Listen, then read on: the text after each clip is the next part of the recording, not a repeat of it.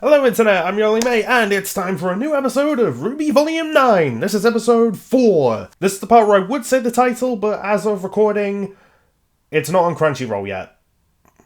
So, that's a thing. Still just waiting for them to fix that along with subtitles. But aside from that, I would like to just remind everybody watching that you can watch RWBY along with me by watching it on Crunchyroll.com, roosterteeth.com, there's still stuff on YouTube, and there's various other things that you can do to support RWBY legally. So with that all being said, on to the episode. And it starts with RWBY chasing after the curious cat, calling, "Hey, kitty, kitty, kitty." Because what else would it be? And I can only imagine, because I know how much Lindsay loves cats, being able to do this in RWBY's voice must have been that just must have been great for them. They eventually find the curious cat, and parts of it can move independently. Okay. RWBY tries to say to the cat that they're trying to get to the tree and they're not getting anywhere. Weiss comments that it looks like they're even further away, and Yang adds that that might be because they're 6 inches tall. And I love that Weiss just says, it could be both. The cat states that going to the tree is impossible, because you do not go to the tree goes to you, unless you're them, you see. Yang responds with not even a little bit, and I second that. They try to ask the cat that because they've been to the tree before, maybe they can help the girls get there, but the cat asks why would they want to go back, stating that what's the point of seeing a sight that's already been seen. It tries to run off chasing another butterfly, but the girls bring up that the cat helped Alex, which gets the cat all kinds of curious, and asks how they know Alex. Are they friends of hers? Lifelong nemesis? Weiss says that Alex wrote a book about her time there, which gets the cat all the more intrigued. Mostly by asking, well, how were they portrayed? Along with asking if they smell a mouse. Which, of course, is Lissel. And I want to call back to that whole thing in the last episode where I got stuck on the whole, is Lissel a mouse? Because RWBY said Lissel's a mouse, I think, and Lissel just went, sure. And it got me thinking, wait, so do mice have another name here? What's happening?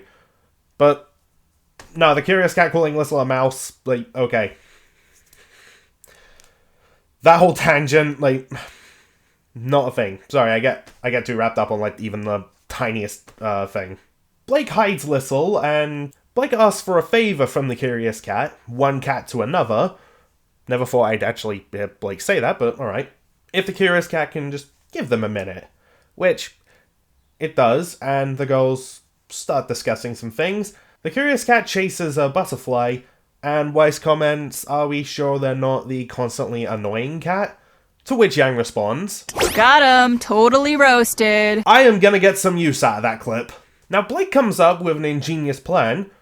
All the more reason Blake should be acting leader when, well, let's be real, RWBY's gonna snap at one point, and when that happens, yeah, I think Blake should take over for a little bit. Anyway, her plan is that while the curious cat may not want to go back, they can be lured back by telling them stories about Remnant, using that motherfucking brain. RWBY, Weiss, and Yang agree to this plan, and when they find the curious cat, they sense a butt coming.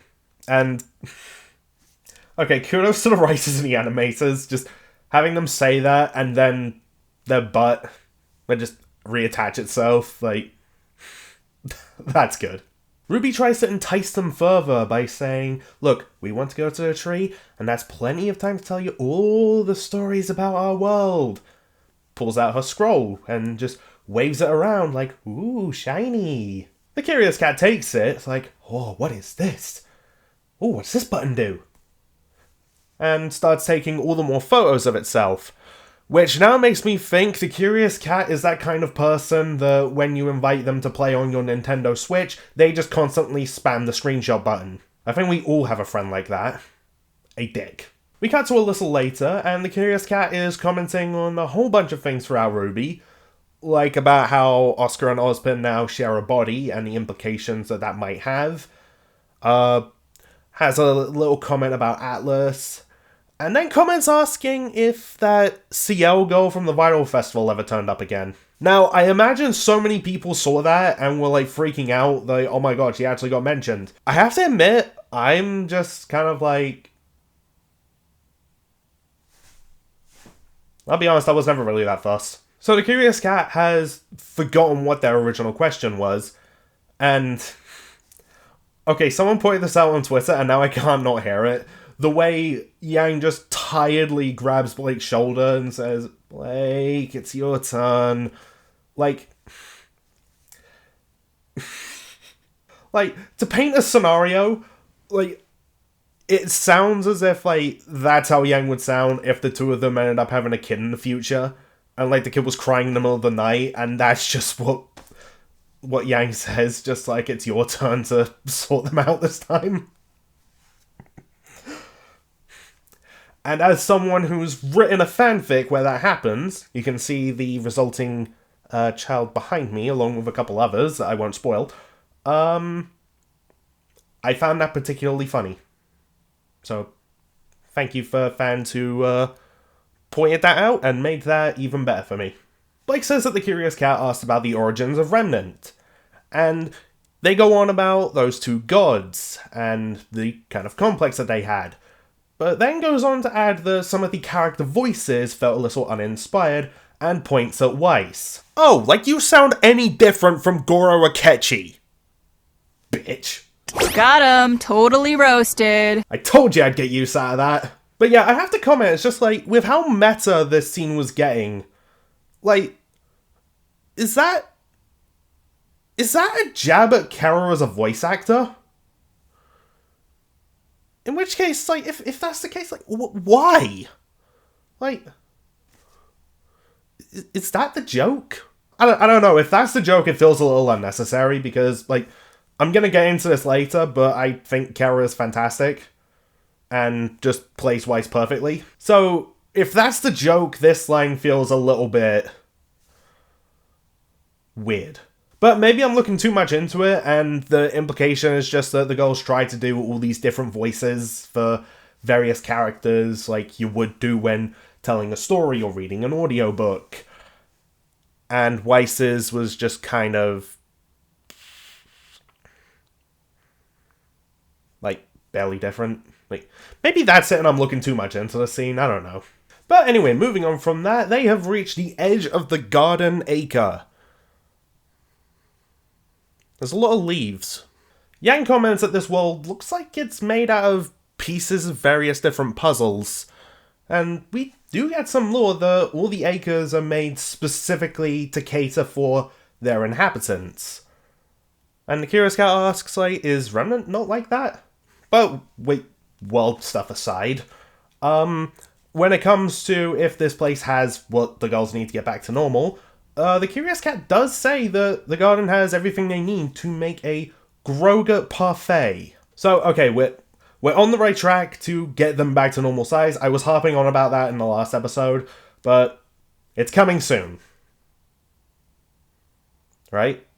So they make it into the garden, and the Curious Cat decides to ask about Salem. And about how many more relics does she need to end the world, and if the girls think they can stop her, which... oh boy. Ruby's, Ruby gets stuck on that thought and just doesn't know.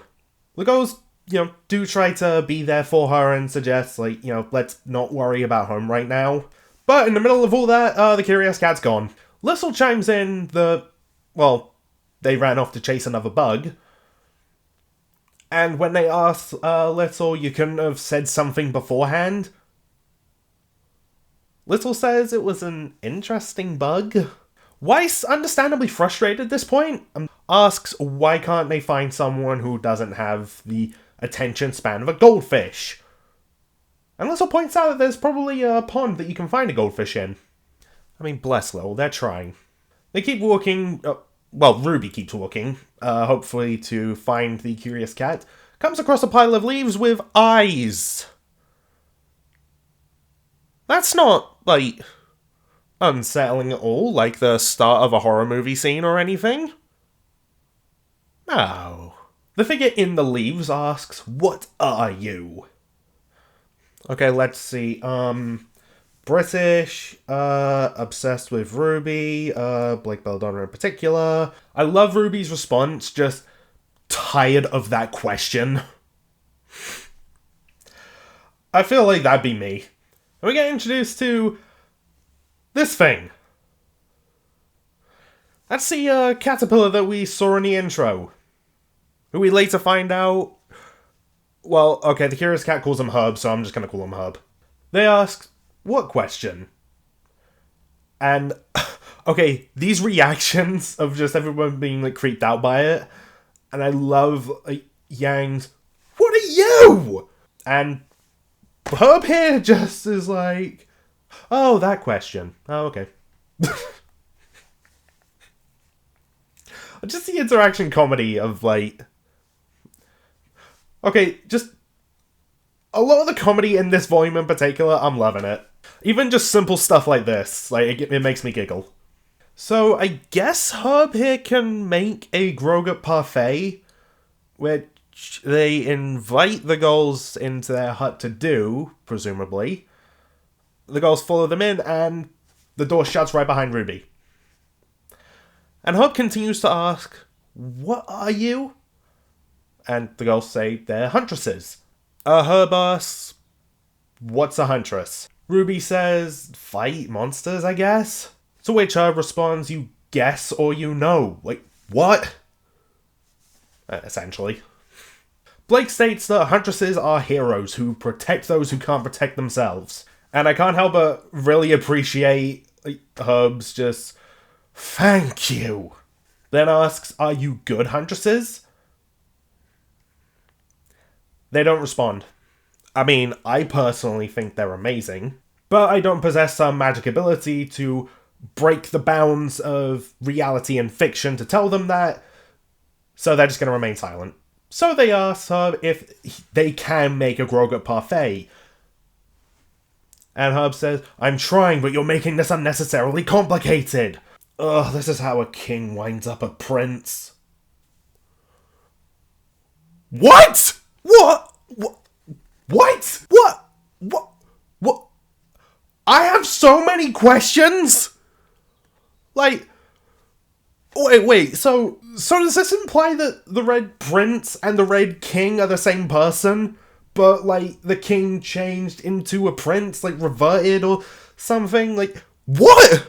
Like, you can't just throw that out there and not expect me to, like, be like, what? I really hope I get more elaboration on that in future episodes. I'm sure we will.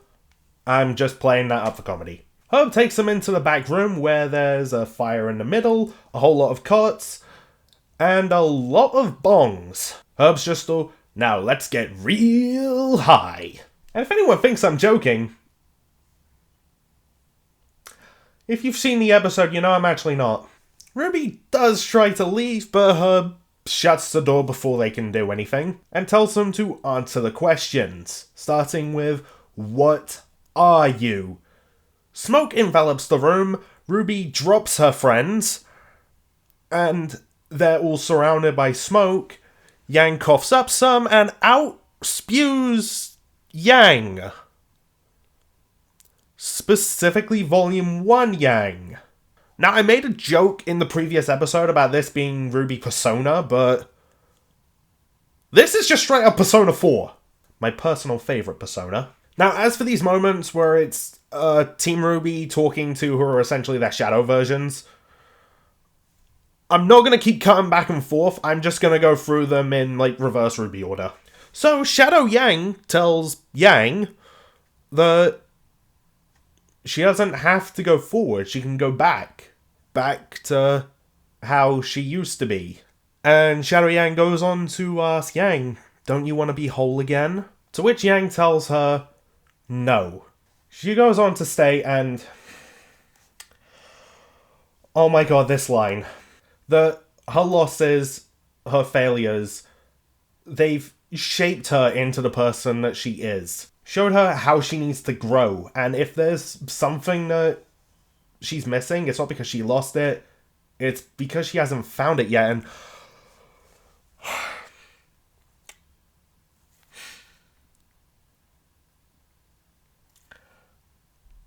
I'm gonna go into what this means for the free when I'm done, but I just want to give a message to Barbara Dunkelman.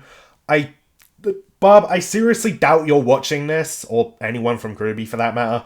I just don't think anyone from RWBY watches me, to be honest. But if by some divine miracle that someone, or just Bob is, like, look, if Barbara's watching, or if someone can pass this on to Barbara, I just want to say, I can't imagine anyone playing Yang other than you. I know before this volume started that Barbara said there's a line that she doesn't think she'll ever be happy with because it's such a big moment for Yang and she doesn't think she'd ever be able to do it justice.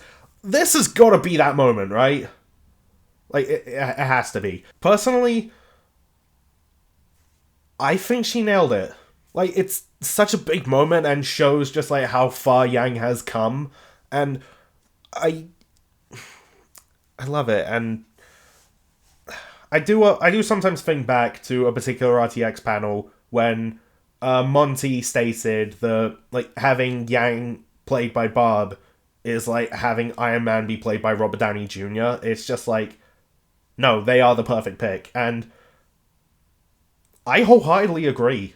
Like, for the longest time, I thought I cannot picture anyone other than Barbara doing Yang justice. It might be because I'm, like, so used to hearing her as Yang that it's just difficult to imagine anyone else doing it. I'm sure you all have that kind of voice actor role thing. Like, you have a character who's voiced by a particular person, and you're so invested in, like, that you can't really picture anyone else doing it. Like, seriously, as far back as Volume 1, I've always thought, like, Yang was created to be voiced by Barbara specifically, and Barbara was born to play Yang. Like, it's just one of those things that I can't really explain, but point is, I think Barbara is just fantastic as Yang, and I just want that to be known. But Barb is not the only person who is fantastic in their role, and it's time to talk about what goes down between Blake and Shadow Blake. Shadow Blake tries to tell Blake that she could just be human, or just a cat if she wanted. Wait, what?!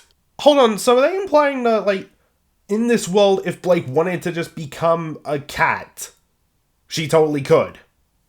I'm gonna have to say no to that, personally. However, if that is what Blake did decide, not only would it be adorable, but she would also deserve all the pets. But that would take Blake out of the story in pretty much every way, so let's not. Shadow Blake goes on to ask, like, why bother being a bridge between humans and Faunus? Why struggle with that responsibility? It could be much simpler. Blake pulls out Gamble's shroud and tells her Shadow a simple life wouldn't be her life. That her friends, her family, her culture belong to her as much as she belongs to them, and to give that up wouldn't be simplicity, it would be betrayal, and oh my freaking god! Like, look, you guys know that Blake is my favorite character. I mean, I wear this all the freaking time. There's all that Blake merch back there. Like, just hearing this, like, I love every bit of it. Just, like, remembering, like, how far, like, Blake has come from Volume 1. And I want to shout out Aaron Zek, because much like Barbara, I can't see anyone other than her doing Blake justice. Like, I've met like all the voice actors multiple times, and as much as I keep telling them, I just want to just have this, like, out there as much as I can. Like, all of them are amazing. Seriously, Erin, Kara, Lindsay, Barbara, level 4 of you. You are fantastic at what you do, and I cannot wait to see more from the rest of this volume and just future volumes. and whatever else. Like, you do so fantastically at bringing these characters to life, and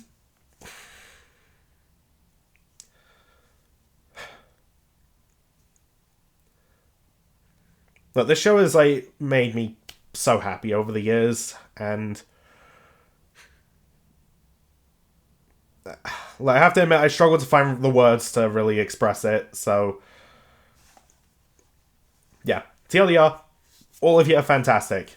Which is made all the more evident by Weiss talking to Shadow Weiss, who asks Weiss, why bother with the Shinee name? What does it stand for anymore? You could just be a nobody. Have that weight off your shoulders. Weiss aims Mirtanasta right at her shadow, telling her who she is. The granddaughter of a hero and the child of a villain. The heir to nothing and a citizen of a fallen kingdom. She won't be defined by her name because she will be the one to define it.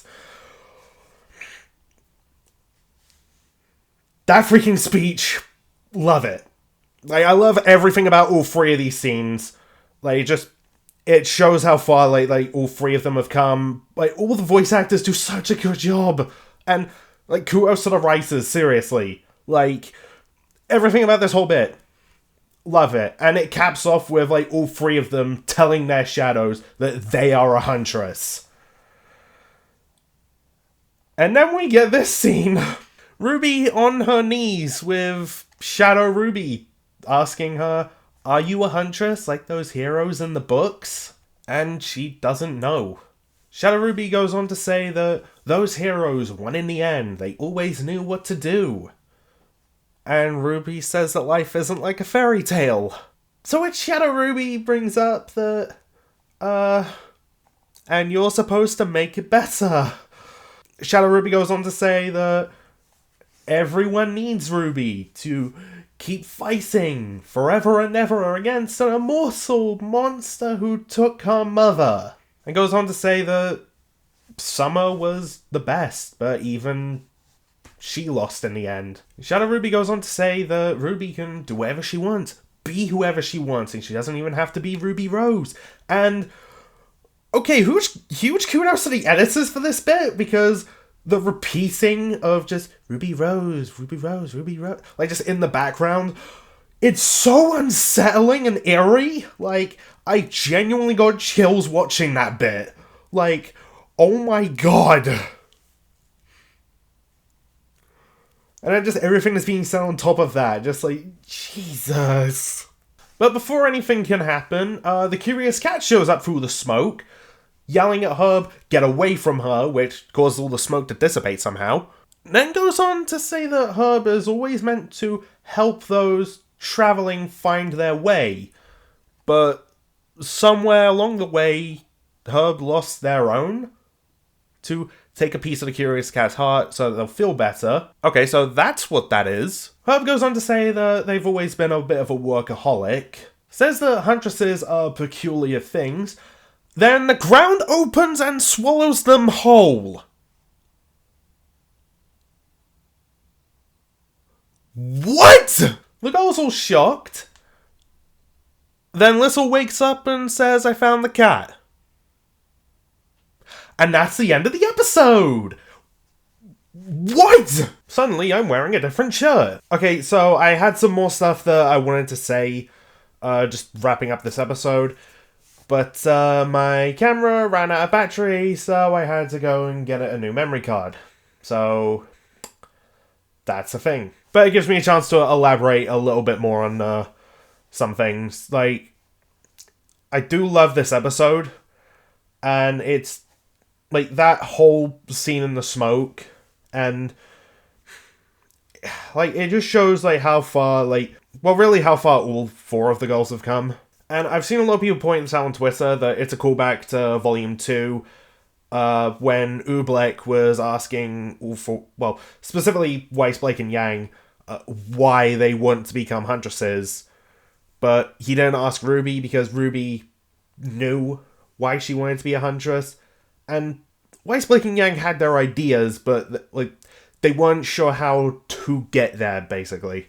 And seeing them here now, it's just like, yeah, all the experiences of like helped shape why they are huntresses and, what they're going to do going forward. Unfortunately, the opposite has kind of happened with RWBY, whereas, everything that's happened has helped, shape Weiss, Blake, and Yang into who they are.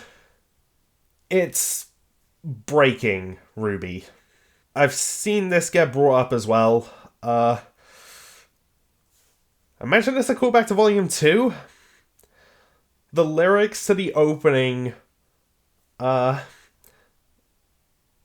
specifically a point we just can't take anymore. I am all kinds of worried for RWBY, because I feel like she's getting to that point, and it's gonna be heartbreaking to watch. But I know at the end of the day, she's gonna, get through it and come out a better person for it. So, I'll look forward to that, but brace myself for all the heartache along the way. And I mentioned earlier how, Barb just is perfect as Yang. And I honestly do feel that way about all 4 of Team RWBY's voice actors. Lindsay is just perfect as RWBY, Kara as Weiss, Aaron as Blake, and Barb as Yang. I can't sing their praises enough when it comes to voicing these 4. And like I said earlier, I wholeheartedly agree with what Monty said about Barb, about how, it's like having Robert Downey Jr. play Iron Man. Yeah, I feel that way about, all 4 of them. Yeah, seeing them, grow as these characters, and seeing the characters themselves, just grow up to this point, it's been a hell of a journey, and I can't wait to see where it goes. But outside of Team RWBY, so the Curious Cat, outside of Team RWBY, the Curious Cat, I'm still not too sure whether or not I trust them, but I will admit they are incredibly charismatic and entertaining to watch. So, Robbie Daymond just does great as this character, and I know I did snark, on a few things earlier, but none of it is, literally bashing the character or Robbie himself. It's just an attempt at being funny. I'm just making a joke and hoping that people laugh. I have to admit, though, I did think the ending to this episode was a little bit abrupt. The smoke dissipates, the Curious Cat shares a bit of their heart with Herb. Herb gets swallowed up by the ground, and then that's it. But I know that's just, done so that we just anticipate the next episode a bit more. So, hey, it worked. Though, speaking of jokes, and I still do kind of feel this way about the "looking at you, Weiss" line, because I don't know, with all the meta stuff, that happening immediately after, it just felt a little bit is that a jab at Kara, or, and I'm sure it's not, but the way that it's put in this episode, it can understandably come across that way. And I'm sure if Kara read that in the script and was whoa, hey, what the hell, they probably would have removed it. Yeah, it is probably just the girls attempting to do character voices while they're telling the stories, and that's literally it. And maybe I'm just looking into it too much. Would not be the first time, let me tell you. I still think Herb is pretty interesting. I still have no idea what the hell happened with them at the end. Did they just go to the basement of their place? Was that them dying, or what happened? Hopefully that gets answered in the next episode, because honestly after that, I hope that's not the end of them. Because I still don't know what they meant by the whole "this is how a king becomes a prince" line. Every episode so far has just been raising more questions, and yeah, I'm gonna need some answers, which hopefully we'll get in the next, or just upcoming episodes. And speaking of getting things in upcoming episodes, still hoping that we get Weiss, Blake, and Yang back to normal size, like, soon. Because, to be perfectly honest, after the game, what real purpose do they have for still being small? Like, unless something comes up where it's just like, they can only do this because they're this tiny. Like, I'm just gonna be questioning why didn't we just get that, like, undone this episode. But hopefully by the end of the next episode, they'll be returned back to normal size. And speaking of the next episode, that will be the volume's halfway point, which is, kind of nuts to think about, that we're already there. And for the next episode, I am wondering if we're gonna see Jean, because, like, I know that the theory is that he's the Rusted Knight, and we know that's the next thing in the story. So, yeah, that's gotta come up soon. But talking of hopeful things that come up, so the scene in the smoke, that just kind of enforces, like, my hope that maybe we'll see a Team RWBY semblance evolution this volume. Because this is a character-focused volume, and that scene was super character-heavy. Like, Blake, Weiss, and Yang just, like, confronting, like, another version of themselves, like, emphasizing, you know, how much they've grown. So, why not take that a step further and give them a semblance evolution?